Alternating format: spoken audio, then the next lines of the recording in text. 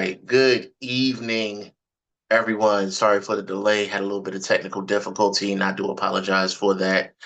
I am Deacon-elect Taylor from the Seat of Mercy, and tonight is our Thursday tidbits. First Thursday of every month, 6 p.m. I'm here before you to give you a word, a message, hopefully something that will inspire you and get you ready for our table experience on Sunday. Um, I'm going to start things off a little different. Um, for the past couple of broadcasts, I believe since maybe my first one, you have heard a lot about what I had going on. Hopefully, in the process of doing that, it was relatable. I don't want anyone to ever tune in and feel just because I'm on this side of the screen that I am not going through things myself. I am not above anyone. I don't ever want to appear as such because I'm not. I am not holier than thou. I am not a Bible thumper. I'm not uh, that old school religion, as they say. I am just me. With that said, I want to put it out there. I had some legal issues. Some may not have them going on, but I did.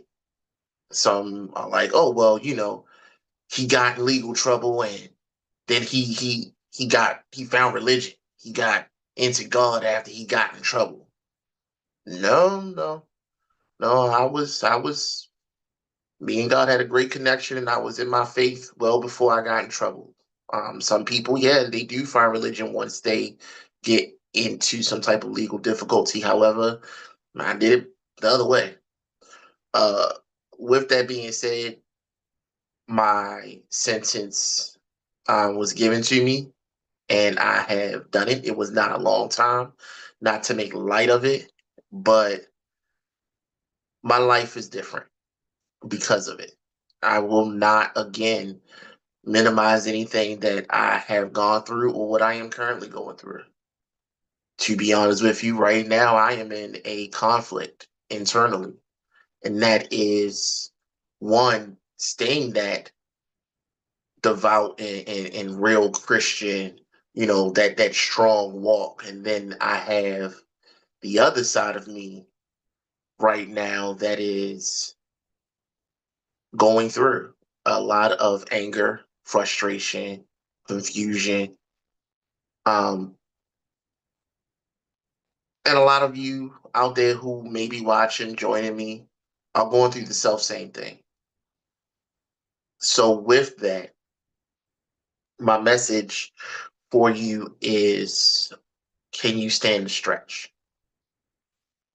I will be using as a reference scripture Isaiah 54th chapter, second verse. And it reads as follows: Enlarge the place of thy tent, stretch forth. In essence, what it's saying is God often stretches you before he expands you. Growth is often uncomfortable. Change is uncomfortable. We're going to go through hardships that are going to test us, our resolve, our confidence, our faith. We are going to go through a lot of challenges, and it's not to hurt you, because before you can be expanded to receive the blessings, before you can get to a point of being receptive to what God is putting before you, you need to be molded. You need to be stretched. Think of yourself as clay.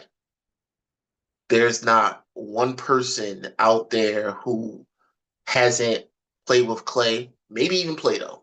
Let's say Play-Doh. Play-Doh is a little bit more universal. Before you can shape it and mold it and transform it into whatever it is your heart desires, you got to stretch it. You have to make it more malleable.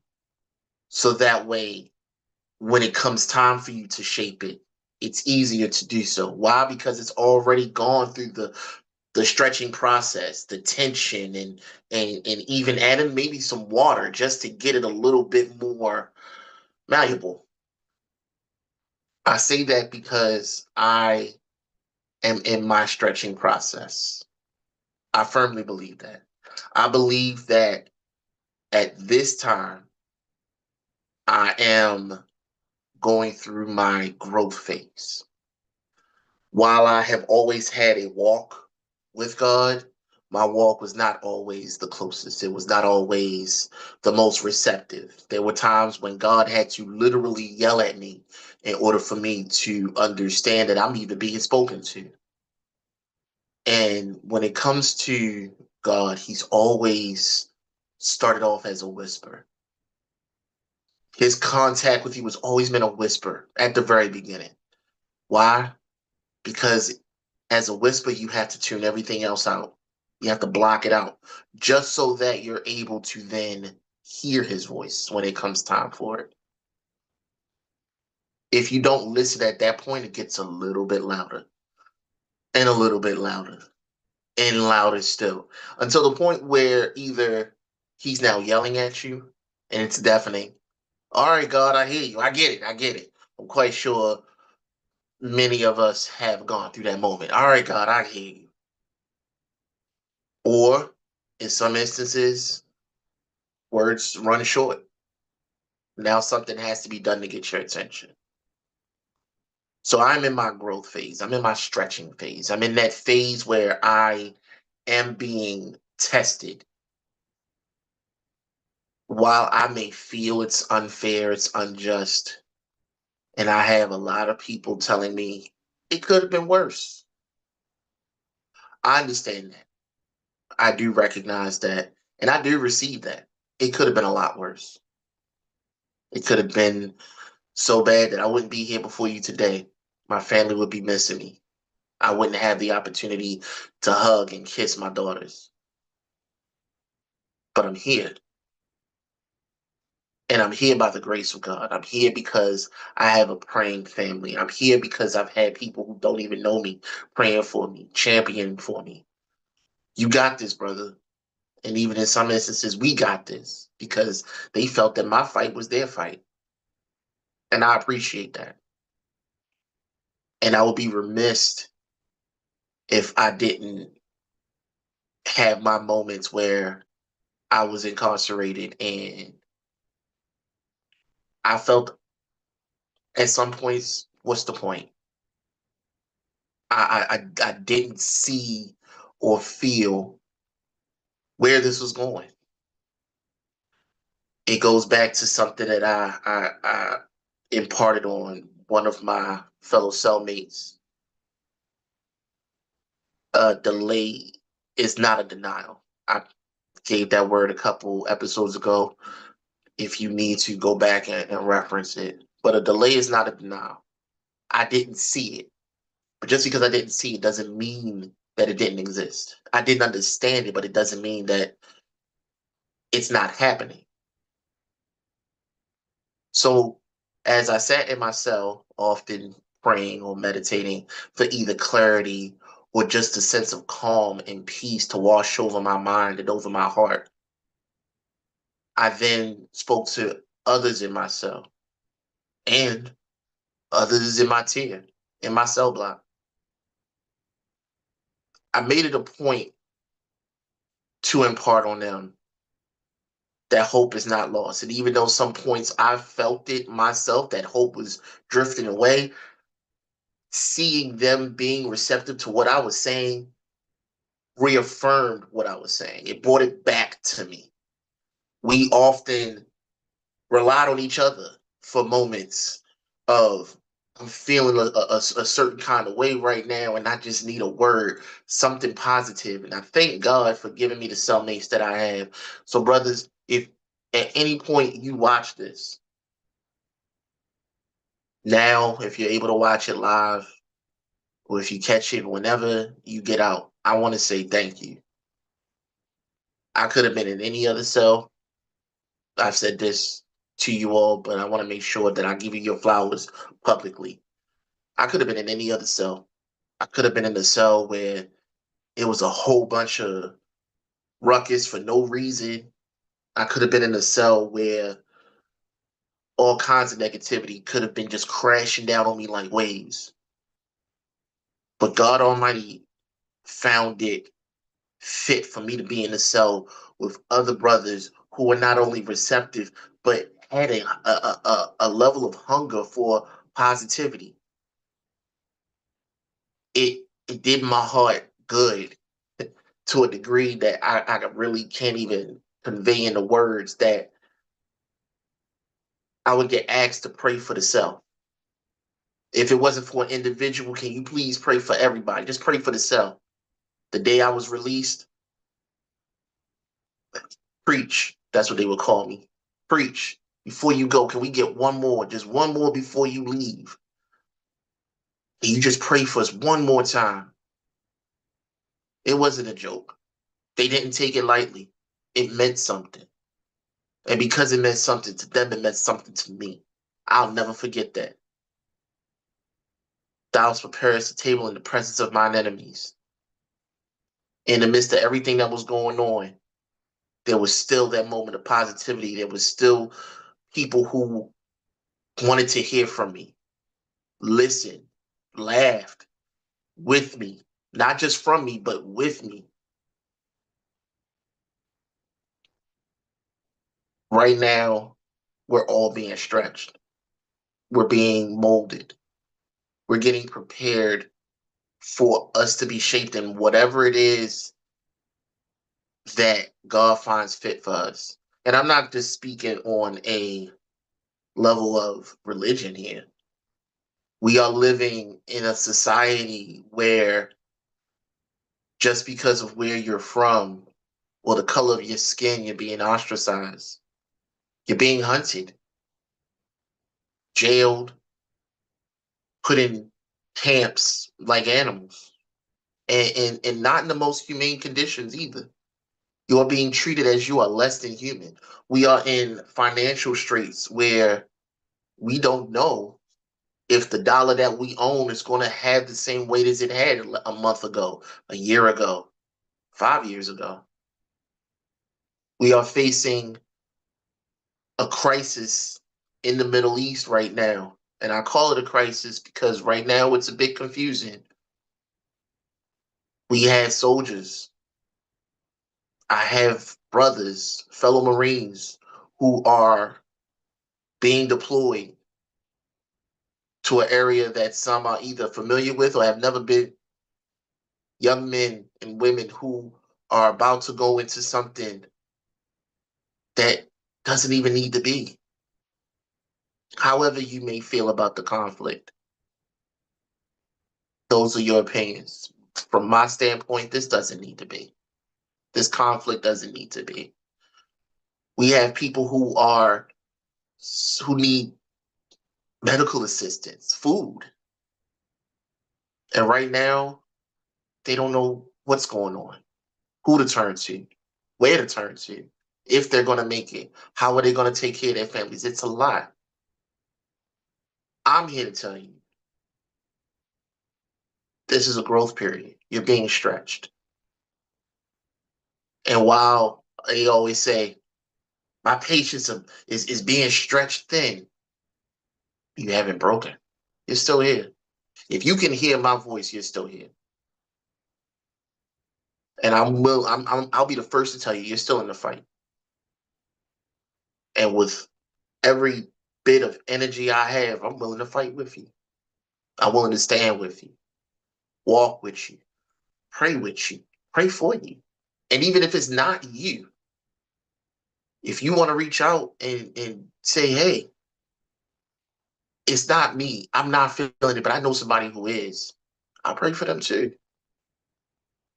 There is a band of misfits here at the Seat of Mercy. Not one of us is perfect. We come in different sizes and complexions and backgrounds and even health. We are a very eclectic kaleidoscope of people, but we are all on the same wavelength, and that is we want not only better for you, but we want the absolute best for you. However, we can be there to support you. I want to make it quite clear. We are not perfect. We are all warriors in this. Warriors are sent off to battle, they fight, and they come back. There used to be a song when I was younger, they would sing in church, I'm a soldier in the army of the Lord. Soldiers are sent off to battle. There's no expectation of them to come home. I'm going to tell you, I'm a warrior. I will always go out to battle and I will always come home. You are a warrior. You are stronger than what you even believe. The things that you have been through in your past have only stretched you and gotten you prepared for your blessing, gotten you prepared for your end goal. I don't want you to give up. Don't give up. There is somebody out there who needs your testimony, and you can't have a testimony without a test. You have to be tested. Anyone who has gone through their life of luxury and ease and not been tested does not have a understanding or even appreciation of it. They've never had to struggle. They don't understand what it is to be sharpened by steel, have sleep for dinner, be frustrated, be looked at a certain way, and then judge based upon how you look. I'm one of them, literally. My crime was I'm big. That's it. I was bigger than the prosecution side. My height and my side made it hard for anyone to understand my position, but I'm here. And it is hard for me to say that because while I'm here physically, part of me, like a few others, still feels a bit trapped. Mentally, I have to toe a specific line.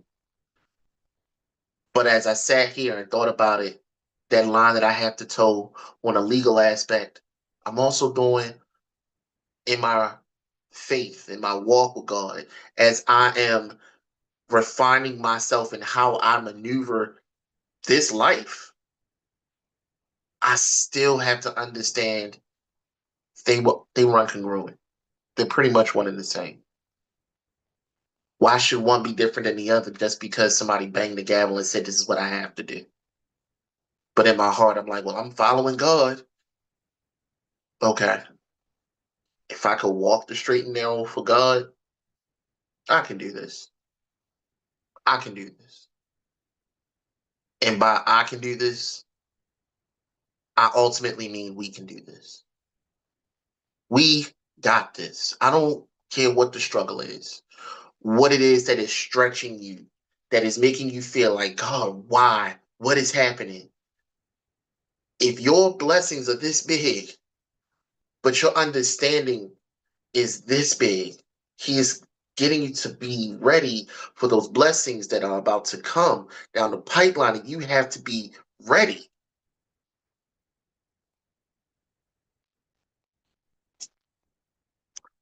And if you're not ready, we're here. You can reach us at notworthybutwilling@gmail. Send us a message, prayer request, even if it's something that you read in the Bible when you want to talk to somebody. Something's confusing you, and you may not know how to say it. Just reach out. And the same thing I tell everybody, you reach out, we'll always reach back. And if it's not me, it's going to be somebody. One of us misfits at the seat of mercy is going to reach out to you. We're going to be here. Before I sign off,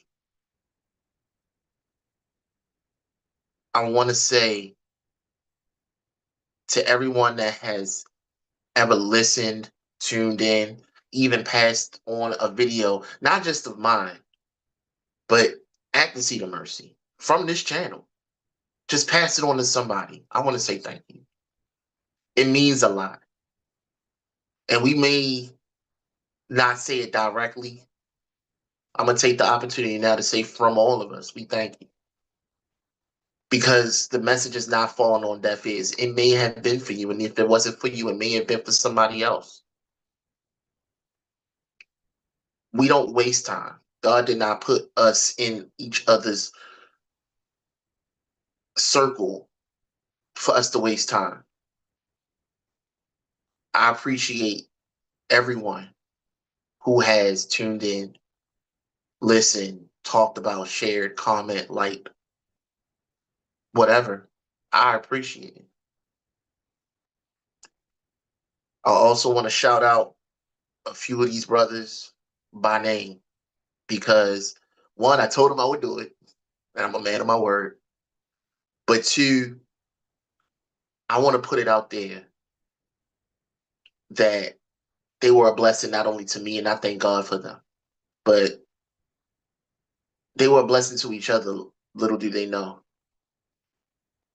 We all leaned on each other. Even in our moments of anger, we were losing it.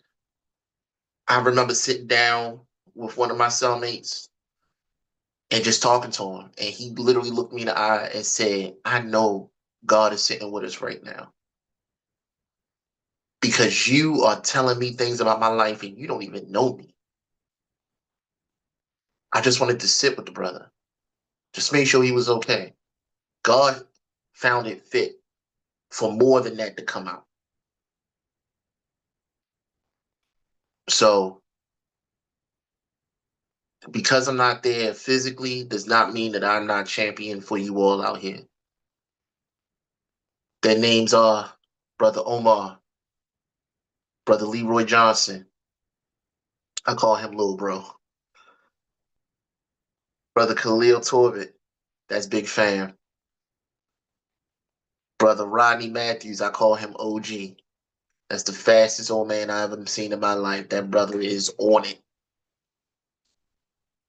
Brother Eric Barnes, call him Big E. Brother Jordan Hitchison, and Brother Kai Snell.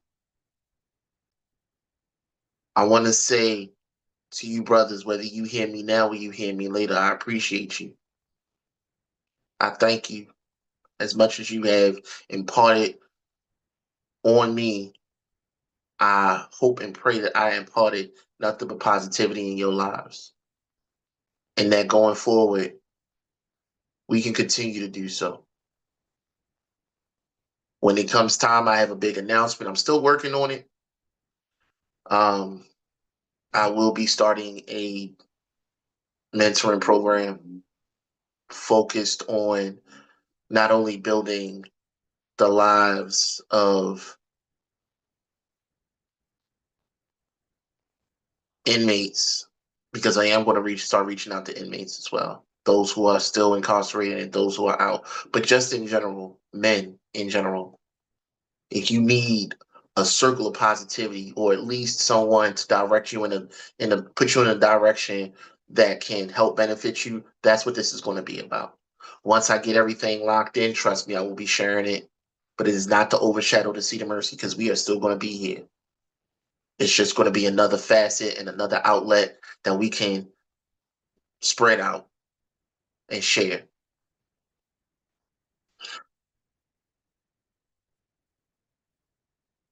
I'm at a loss right now, which is very rare if you know me.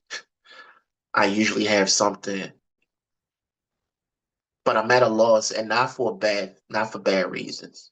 I'm at a loss because as I sit here and I share these words with you, it's reaffirming to me that something greater is coming. I have to believe it. And I have to believe it because I want it for you. I don't care who you are, where you are, your race, religion, creed. None of that matters to me. I don't care about your location. I don't care about anything. You're a person to me. You're a human being. I want the absolute best for you. I want you to be happy. I want you to receive every blessing that is for you. Everything that is for you, I want you to receive. And in saying that, it's building me back up. It's letting me know that there is more out there and it's coming. I'm being stretched. I'm being made malleable so that way I can be further molded. I would like for you to give into that. Allow yourself to be molded. I've never known God to not want the best for you. In the midst of your test is your testimony. Seek it out. Latch onto it. Hold it. Let it build you up. So that way, when you do speak to somebody who may be lost or in a specific space, you can let them know, I've been there. Heck, I'm still there. But we can do this. We can make it through. None of it's going to be easy. It's not meant to be easy. Anything worth having is worth working hard for. And I impart on all my kids, and they know the affirmation. Everything is earned, nothing is given. So if you want it, go get it. God's prepared it for you. You have to make yourself available to get it and receive it. Go back to my other video. Where's your plate? If God is preparing a table in the presence of your enemies, where's your plate? So with that, I would like to say that I am Deacon-elect Taylor, and this is Seat of Mercy. And at the Seat of Mercy, there is always a seat just for you. I don't know you. I don't have to know you, but I love you. And until next time,